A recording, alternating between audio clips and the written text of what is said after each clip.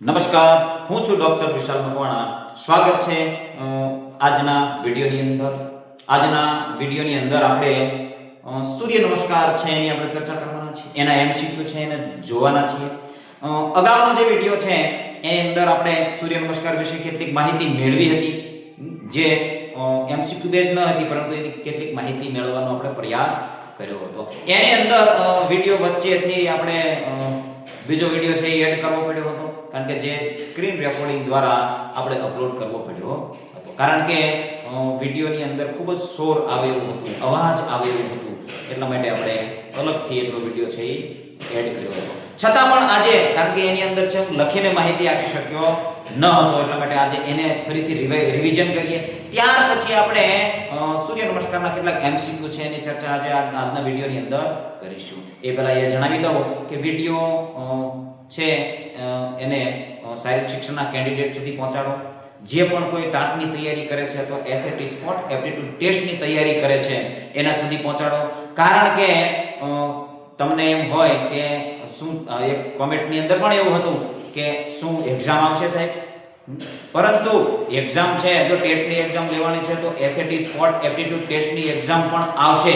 ભલે એ હમણે જે ખેલ સહાયકોએ આંદોલન કરેલું અને એનો જે રિપોર્ટ સીએમની જે મીટિંગ થયેલી છે અને એનો રિપોર્ટ છે એ આવવાનો છે, એની અંદર શું આવવાનું છે તો આપણને ખ્યાલ છે નહીં. પરંતુ જે અગાઉ ન્યૂઝપેપરની અંદર જાહેરાત હતી કે એસએટી સ્પોટ એપ્ટિટ્યુડ ટેસ્ટની ફરી એક્ઝામ લેવાની છે, કારણ કે પ્રાથમિક શાળાઓની અંદર બહુ બધી જગ્યાઓ ખાલી છે, એ સૌને ખ્યાલ છે.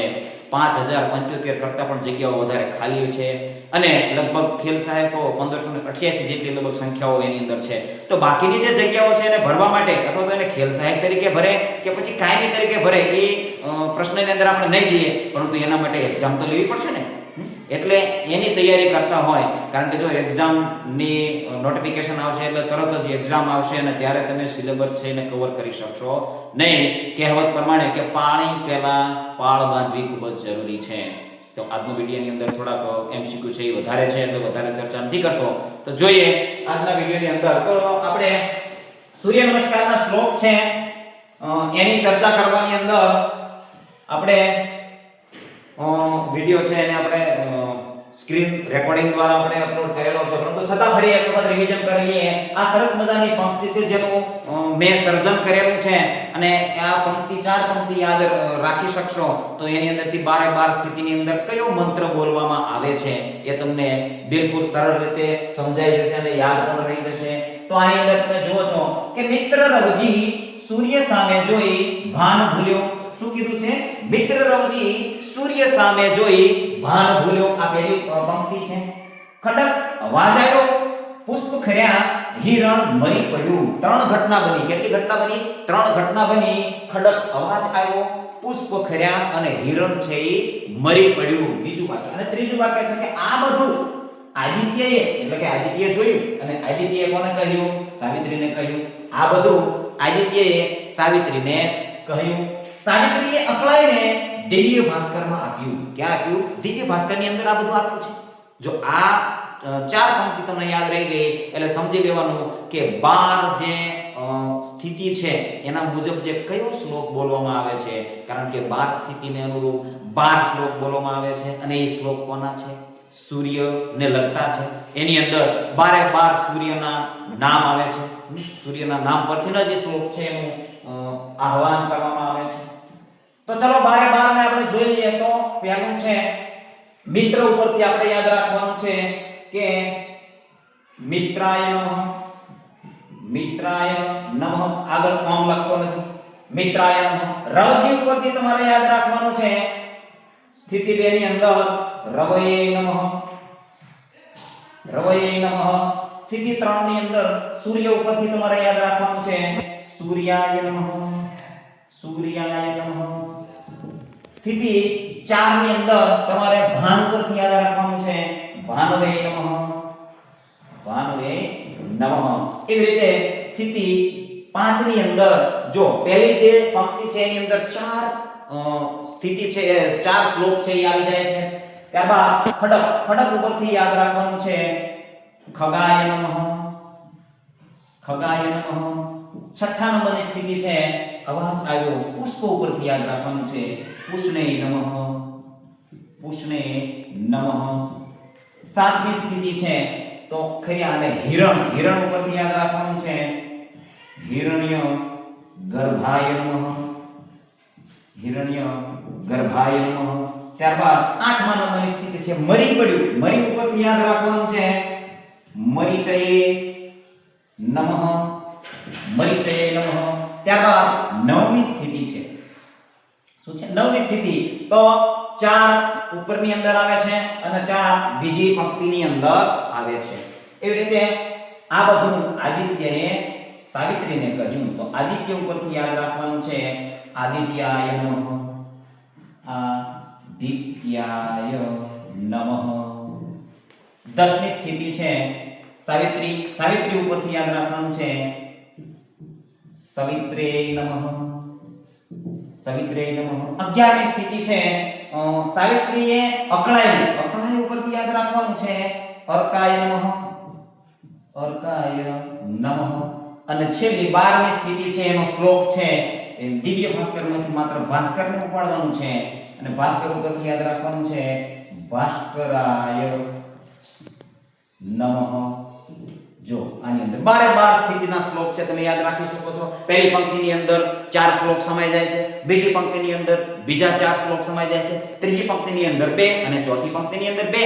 આવી રીતે વાક્યને મિલાવવા માટે 4 પંક્તિ સુધી છે. મિત્ર રવજી સૂર્ય સામે જોઈ ભાન ભૂલ્યો ખડક અવાજ આવ્યો પુષ્પ ખર્યા હિરણ મરી પડ્યું. આ બધું આદિત્યએ સાવિત્રીને કહ્યું. આ બધું આદિત્યએ સાવિત્રીને કહ્યું.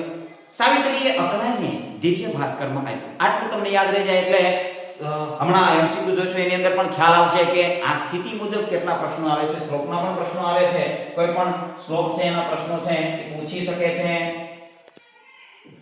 ચાલો તો આની આપણે ચર્ચા કરી. હવે આપણે જે એમસીક્યુ છે એની આપણે ચર્ચા કરી લઈએ. સૂર્ય નમસ્કારના જે એમસીક્યુ છે હા ચાલો એની આપણે ચર્ચા કરી લઈએ. હવે થોડાક ઝડપી જઈશું કારણ કે આખું સૂર્ય નમસ્કારનું ચેપ્ટર છે અને આજે આપણે એમસીક્યુ દ્વારા સમજી લેવાના છીએ.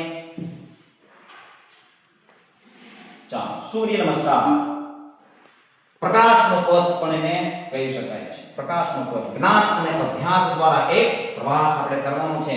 સૂર્ય નમસ્કારનો પ્રવાસ છે. પ્રશ્ન 1 આવી ગયો છે. સૂર્ય નમસ્કાર એ વ્યક્તિને અનેક વ્યાધિઓમાંથી મુક્ત કરનાર કેવો વ્યાયામ છે? કેવો વ્યાયામ છે? જો આ સરસ મજાનો આખો ઊર્જામય આપણું શરીર થઈ જાય છે એવું ચિત્ર સરસ મજાનું આપેલું છે. તો માનસિક વ્યાયામ છે, શાસ્ત્રીય વ્યાયામ છે, સર્વાંગ સંપૂર્ણ વ્યાયામ છે કે કેવળ શારીરિક વ્યાયામ છે? તો જવાબની અંદર આવે છે ઓપ્શન સી સર્વાંગ સંપૂર્ણ વ્યાયામ છે. સૂર્ય નમસ્કાર છે એ સર્વાંગ સંપૂર્ણ વ્યાયામ છે. એટલે દરેક અંગને કસરત આપવું, દરેક અંગને માલિશ આપવું પણ કહી શકાય. તો સૂર્ય નમસ્કાર એવી પ્રવૃત્તિ છે કે જેની અંદર આખા શરીરના અંગોને કસરત મળે છે, મસાજ મળે છે એવું પણ કહે છે.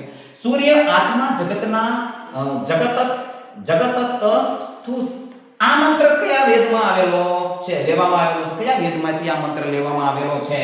તો સામવેદ, ઋગ્વેદ, યજુર્વેદ કે અથર્વવેદ? અહીંયા ચિત્ર પણ આપેલું છે. જવાબની અંદર આવે છે ઋગ્વેદ. શું આવે છે? ઋગ્વેદ. ચાલો ત્યારબાદનો ત્રીજો પ્રશ્ન છે કે સૂર્ય નમસ્કાર એ કયા ભગવાનનું સ્વરૂપ છે? ચાલો કયા ભગવાનનું સ્વરૂપ છે? ભગવાન શિવનું સ્વરૂપ છે, ભગવાન વિષ્ણુનું સ્વરૂપ છે, ભગવાન બ્રહ્માનું સ્વરૂપ છે કે ભગવાન ઇન્દ્રનું સ્વરૂપ છે?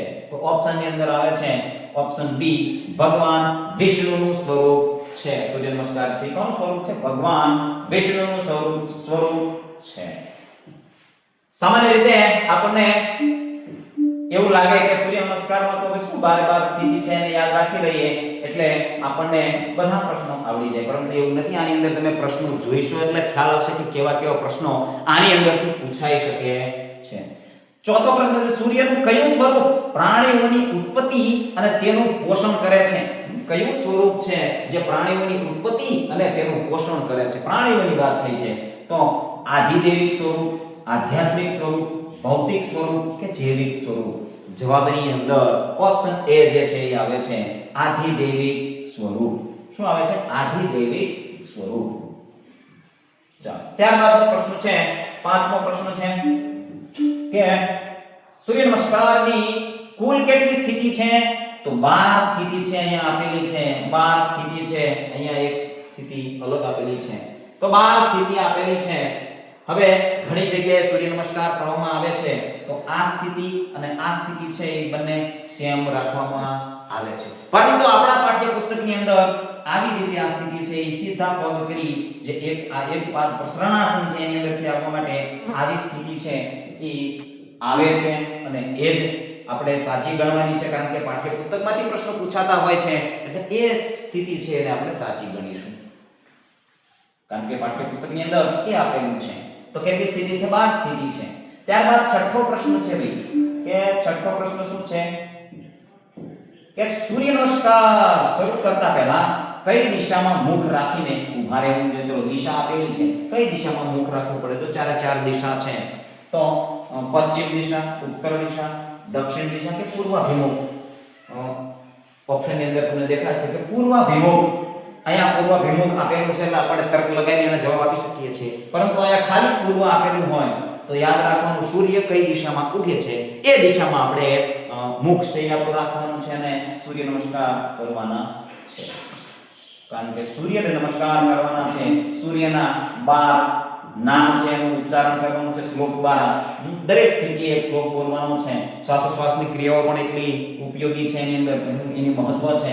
પ્રથમ સ્થિતિમાં કયો મંત્ર બોલવામાં આવે છે? ચલો પ્રથમ સ્થિતિની વાત થઈ છે તો એની અંદર કયો મંત્ર બોલવામાં આવે છે? મિત્ર રવજી. મિત્ર ઉપરથી યાદ રાખવાનું છે કે મિત્રાય નમઃ ક્યાં છે ભાઈ? આર્ય મિત્રાય નમઃ, મિત્રાય નમઃ, મિત્ર રવજી. એ ચાર પંક્તિ છે, તમે યાદ રાખી લઈ શકો. આવી રીતે જો પ્રશ્ન આવશે અને એની અંદર કન્ફ્યુઝ થઈ શકો છો એટલે યાદ રાખવાનું છે. ચાર પંક્તિ છે એને આપણે યાદ રાખી લેવાની છે, જેથી કરી આ પ્રશ્નો છે એ આપણે કવર કરી શકીએ. ચાર પંક્તિનો તો સવાલ છે ને, ચાર પંક્તિ અને સરસ મજાની રમૂજી પંક્તિ છે એટલે તમને યાદ પણ રહી જશે. પ્રથમ સ્થિતિને કયા આસન તરીકે ઓળખવામાં આવે છે? પ્રથમ સ્થિતિ છે તો આ કઈ સ્થિતિ પ્રથમ છે? આ તો આવું આસન શેનું છે? નમસ્કારનું છે ભાઈ. નમસ્કાર કરે છે એને આપણે કાલે પણ ગયા વિડિયોની અંદર પણ જોયું હતું કે એને કયું આસન કહેવામાં આવે છે? હસ્ત ઉત્તાનાસન, પ્રણામ આસન, પાદ હસ્તાસન કે પર્વતાસન? તો પ્રણામ કરવામાં આવે છે પહેલી સ્થિતિની અંદર અને છેલ્લી સ્થિતિની અંદર. મેં કીધું હતું કે ડબલ યાદ રાખશો. 8 આસન છે એને યાદ રાખવાના છે અને બાકીના આસન છે એને આપણે યાદ રાખવાની જરૂર રહેતી નથી. ચાર સ્થિતિ છે એ રિપીટ થાય છે એટલા માટે. બીજી સ્થિતિ 2 વખતે કયો મંત્ર બોલવામાં આવે છે? બીજી સ્થિતિ વખતે ચલો પહેલી સ્થિતિમાં શું હતું? મિત્ર, ઓમ મિત્રાય નમઃ, રવજી, મિત્ર રવજી, તો રવૈયાય નમઃ.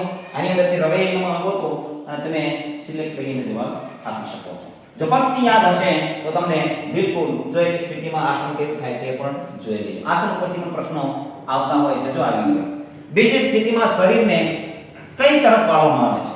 કઈ દિશા તરફ એવું પણ કહી શકાય, અથવા તો કઈ બાજુ વાળવામાં આવે છે? આગળની તરફ વાળવામાં આવે છે, ડાબી તરફ, પાછળની તરફ કે જમણી તરફ? જો તમે જુઓ છો ચિત્રની અંદર કે પાછળની તરફ વાળવામાં આવે છે, જેને હસ્ત ઉત્તાનાસન કહેવામાં આવે છે. આગળ એના પણ પ્રશ્નો આવી શકે છે. ચાલો ત્યારબાદ ત્રીજી સ્થિતિ 3 ની અંદર કયા આસન તરીકે ઓળખવામાં આવે છે ભાઈ? અશ્વ સંચલનાસન કહેવામાં આવે છે, દંડાસન કહેવામાં આવે છે, પાદ હસ્તાસન કહેવામાં આવે છે કે હસ્ત ઉત્તાનાસન? હસ્ત ઉત્તાનાસન છે એને તો હાથ પાછળ લઈ જવાના હતા. દંડાસન છે તો જે આગળ આવશે. અશ્વ સંચલનાસન આના પછીની સ્થિતિ એટલે કે સ્થિતિ 4 પછી જે 3 પછી ચોથી આવે છે એ આ છે.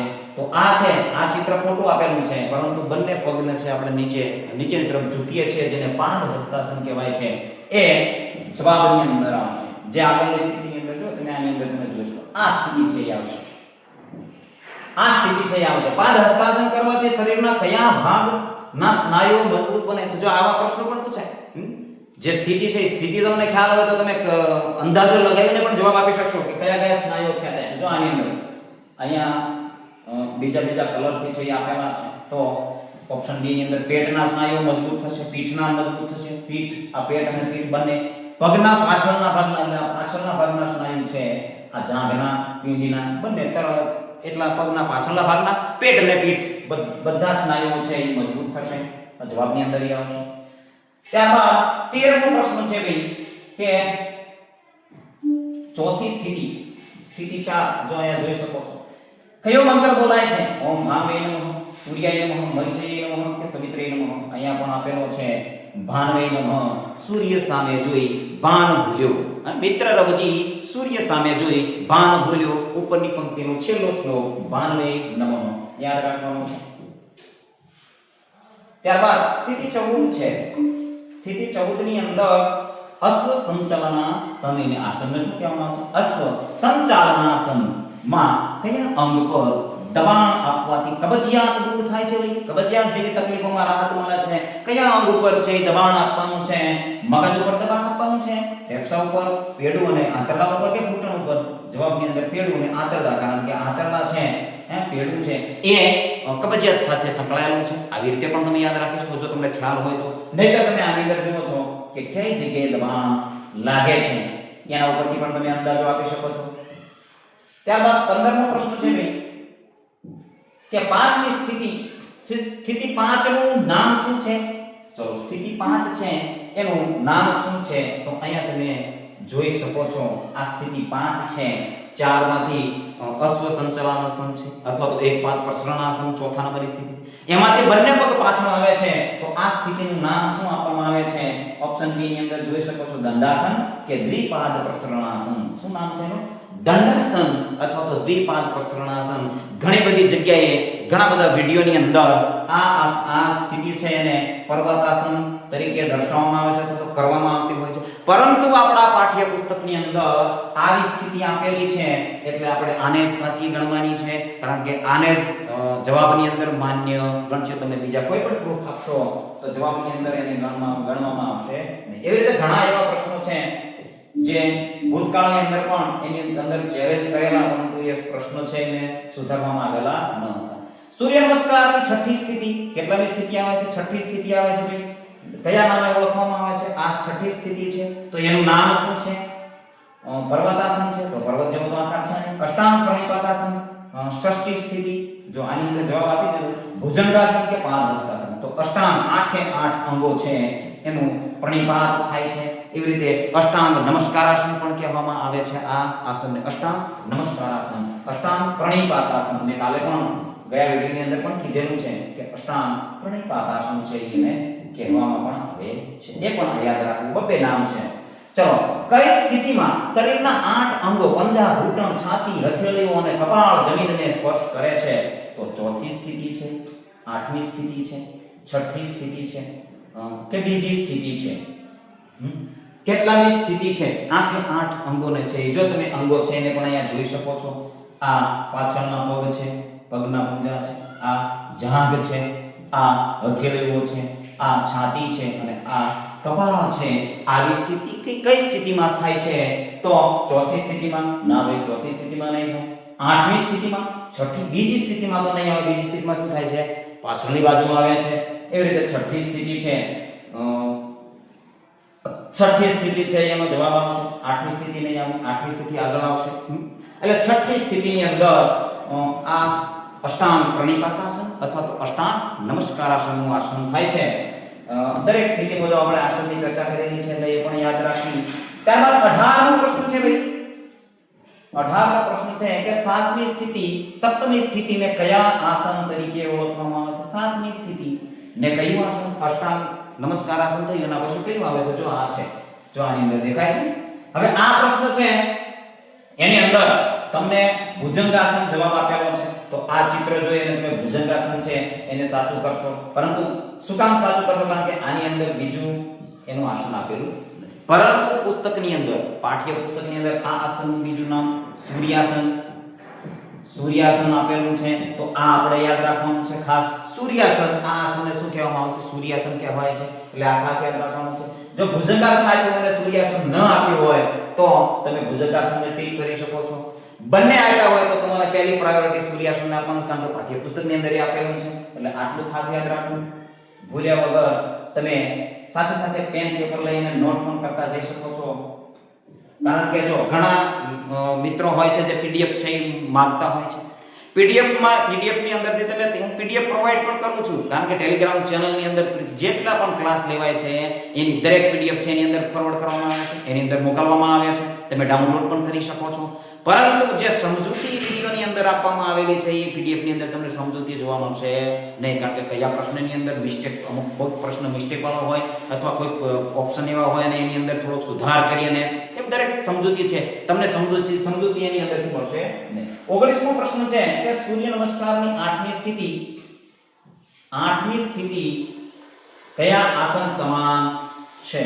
તો 7મી સ્થિતિ છે એ સૂર્યાસન હતું અને 8મી સ્થિતિ પર્વતાસન હતું. પરંતુ આની અંદર જે આ પ્રશ્ન બનાવેલો છે, ચોથી સ્થિતિ, 5મી સ્થિતિ, 6ઠ્ઠી સ્થિતિ કે 3જી સ્થિતિ, કે જેને આપણે દંડાસન તરીકે આવી રીતે આસન હતું, તો આ આસનને જ્યારે આવી રીતે દર્શાવવામાં આવે છે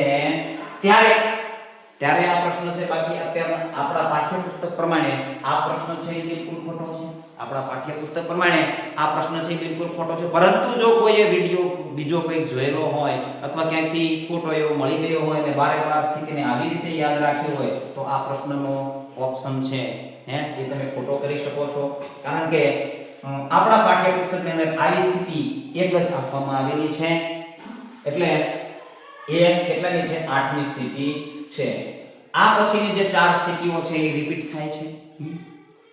એટલે આ 8મી સ્થિતિ છે એ ખરેખર 6ઠ્ઠી સ્થિતિ સાથે મેચ જે કોઈ પણ બીજા સૂર્ય નમસ્કાર કરે છે એની અંદર એની સાથે મેચ થાય છે. પરંતુ પાઠ્યપુસ્તકની અંદર આ દંડાસન આપેલું છે તો દંડાસન એની અંદર આવશે. એટલે આ પ્રશ્ન છે એ થોડો મિસ્ટેક વાળો પણ છે અને જાણી જોઈને પણ મૂકવામાં આવેલો છે, કારણ કે મને યાદ રહે કે આ ચર્ચા કરવાની છે એટલા માટે આ પ્રશ્ન છે એ આપેલો છે. 9મી સ્થિતિ કઈ સ્થિતિ જેવી લાગે છે? તો અશ્વ દેખાય છે. તો ચોથી સ્થિતિ અશ્વ સંચલનાસન જેવી ચોથી અને 9મી, જો આ બંનેનું જોડકું છે એટલે આ યાદ રાખો. ચાલો, ત્યારબાદ 21મો પ્રશ્ન છે કે સૂર્ય નમસ્કારની 11મી સ્થિતિ એકાદશી સ્થિતિ પણ કહેવાય છે એને કયા આસન જેવી લાગે છે? 11મી સ્થિતિ. જો આવી 11મી સ્થિતિ છે તો એ બીજી સ્થિતિ જેવું લાગે છે. તો બીજી સ્થિતિ જે આસનનું નામ છે હસ્ત ઉત્તાનાસન. હસ્ત ઉત્તાનાસન છે એની અંદર જવાબ આવે છે.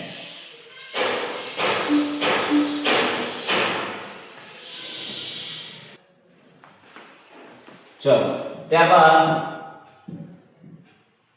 22મો પ્રશ્ન છે કે સૂર્ય નમસ્કારની છેલ્લી અને 12મી સ્થિતિને શું કહેવામાં આવે છે? ભાઈ 12મી સ્થિતિ છે તો આ આસનને શું કહેવામાં આવે છે એની પણ આપણે ચર્ચા કરેલી છે. પર્વતાસન કહેવામાં તો પર્વત જેવું તો છે ને. પ્રણામાસન, બિલકુલ. દ્વાદશી સ્થિતિ પણ જેને કહેવામાં આવે છે પ્રણામાસન કહેવામાં આવે છે, જે પહેલી સ્થિતિ સાથે મેચ થાય છે તો પ્રણામાસન કહેવામાં આવે છે.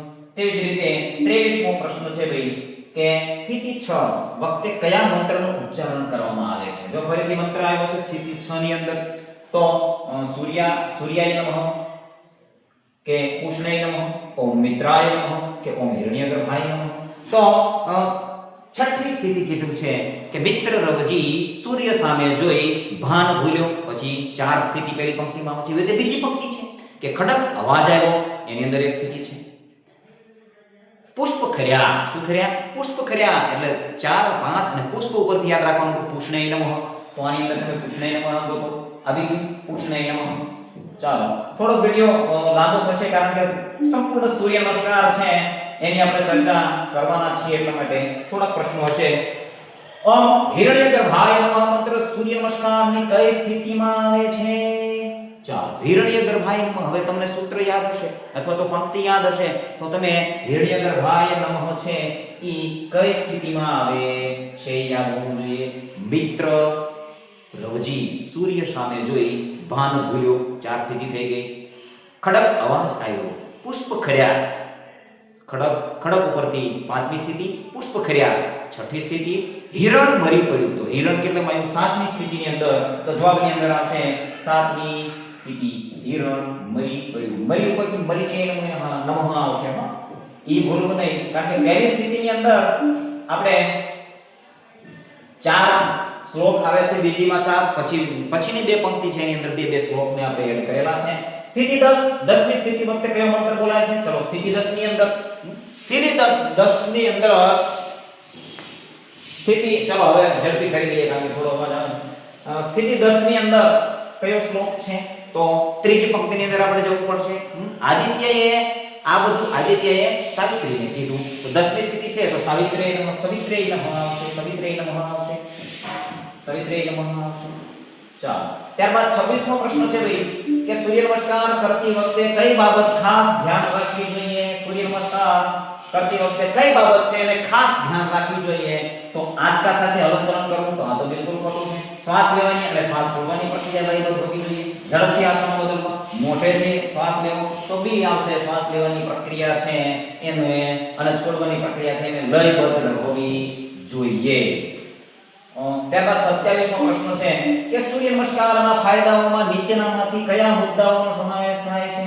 શરીરની લવચિકતા અને સ્ફૂર્તિલું બને છે, પાચન શક્તિમાં સુધાર થાય છે, વિટામિન ડી મળે છે. સવારમાં કરો છો એટલે વિટામિન ડી પણ મળશે. ઉપરના તમામ ત્રણ ઓપ્શન છે એ બિલકુલ સાચા છે. ત્યારબાદ 28મો પ્રશ્ન છે ભાઈ કે સૂર્ય નમસ્કાર ક્યારે કરવા સૌથી હિતાવહ છે? સૂર્ય નમસ્કાર ક્યારે કરવા જોઈએ? તો અહીંયા તમે ચિત્ર જોવો છો કે સવારની અંદર સૂર્યોદય સમયે અને ભૂખ્યા પેટે કરવા જોઈએ. સૂર્યોદય સમયે અને ભૂખ્યા પેટે આ આસનો છે એને કરવા જોઈએ. ત્યારબાદ 29મો પ્રશ્ન છે કે સૂર્ય નમસ્કારથી કઈ ગ્રંથિઓના સ્ત્રાવ નિયમિત થાય છે? જો અહીંયા ગ્રંથિઓ આપેલી છે. ગ્રંથિઓના નામ આની અંદર નથી આપ્યા પરંતુ માત્ર થાઇરોઇડ, શરીરમાં આવેલી અંતઃસ્ત્રાવી ગ્રંથિઓ, લાળ ગ્રંથિઓ એક પણ નહીં. તો અંતઃસ્ત્રાવી ગ્રંથિઓ આ દરેક છે એડ્રિનલ, થાઇરોઇડ અને પિટ્યુટરી ને જે બીજી અંદર આવે છે કે થાઇમસ ને આ બધી. તો આ બધી ગ્રંથિઓ છે એ અંતઃસ્ત્રાવી ગ્રંથિઓ છે. તો એની અંદર શું થાય છે? એમાં શું થાય છે? ગ્રંથિઓનો સ્ત્રાવ છે એ નિયમિત બને છે. શું થાય છે? નિયમિત બને છે. એનો અનિયમિત સ્ત્રાવ થવાથી આપણા શરીરની અંદર ઘણી નુકસાની થતી હોય છે. ચલો તમારું જ્ઞાન સૂર્યની જેમ જ તેજસ્વી બને આ જ્ઞાનના યાત્રામાં ભાગ લેવા બદલ આભાર. શું કીધું છે? સરસ મજાનું વાક્ય અહીંયા પણ મૂક્યું છે કે ભાઈ સૂર્યની જેમ તમારું જ્ઞાન છે એને તેજસ્વી બનાવવા માટે આપણે એક ચેનલ છે એને આપણે શરૂ કરેલી છે. સૌને ખ્યાલ છે ફિઝિકલ એજ્યુકેશન બાય બીડુ ચેનલ છે આપણી YouTube ની અંદર. અને આની સાથે શારીરિક શિક્ષણના કોઈ પણ કેન્ડિડેટ છે એને જોડો. ટાટ એક્ઝામ આપવાના હોય, SAT એક્ઝામ આપવાના હોય, બીજી કોઈ પણ શારીરિક શિક્ષણની એક્ઝામ આપવાના હોય તો એ પણ આ ચેનલની સાથે જોડાઈ જાય. એમના સુધી આ ચેનલ છે એને પહોંચાડો. વિડીયો ગમે તો લાઈક જરૂર કરો. વિડીયો જોવાવાળા ઘણા બધા છે પરંતુ લાઈક કરવાવાળા બિલકુલ ઓછા છે. તો લાઈક પણ કરો કારણ કે તમારો જેટલો સામે પ્રતિસાદ મળશે, તમારો જેટલો ઉત્સાહ સામેથી દેખાશે એટલો જ મારો ઉત્સાહ વધશે. વિડીયો ખૂબ જ લાંબો થયો છે એટલે વધારે ન કહેતા આજના વિડીયોની અંદર બસ આટલું જ. જોડાયેલા રહેજો આ ચેનલની અંદર. ધન્યવાદ. જય હિન્દ.